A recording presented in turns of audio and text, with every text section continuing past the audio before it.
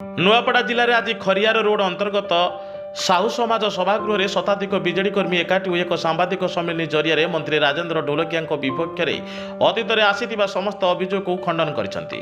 जड़े समाजसेवी तथा नुआपड़ा जिलार सर्वांगीन उन्नति में श्रेष्ठ राजनीतिज्ञ हिसाब से जनाशुना व्यक्ति को एपरि निंदा करने को उपस्थित गणमाध्यम सम्मुख में भर्त्सना करने को पछाई ना कर्मीगण। विजु जनता दलर किसी कर्मी दल विपक्ष में जाई निज नेता विरोध में अपप्रचार करने निहाती निंदनीय।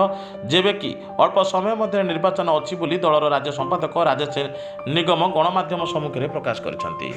श्री निगमकर कहवा अनुसार दलीय टिकेट जहाँ मिल आम समर्थन करूँ, किंतु एपरिक श्री ढोलकिया को जदि टिकेट मिले आमर पूर्ण समर्थन रहिबो।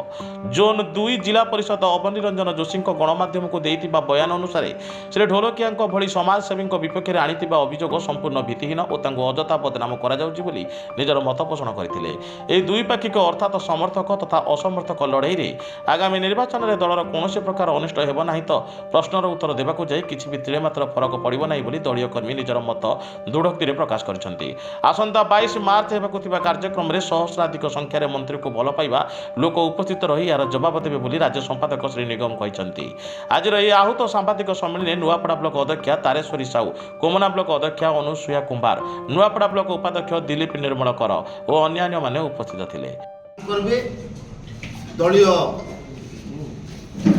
जे आमर नेतृवृंद अच्छा सीनियर नेतृवृंद के इमिडिएट कठिन एक्शन हेबार कथा ना हेले जदि दल श्रृंखला नहीं बचावे सब लोग आम से जेते लोग थी 10,000 15,000 जहाँ भी थी समस्ते विजु जनता दल कर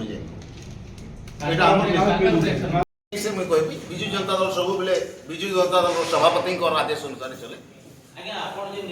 এটা যেন আপন কলে ঠিক কথা কলে কিন্তু হয়তো লগে উপর লেভেল নো বেশি মানকে ইনস্ট্রাকশন থিবা सर सुन से लेवल हमर ना नाही जे लेवल रे हम से लेवल रो हम କଥା ही पारे आ जेटा हम नहीं जाने ताके हम किसी नहीं। नुआपड़ा जिलार मुख्य प्रतिनिधि ओम प्रकाश चौधरी रिपोर्ट साई सत्य न्यूज।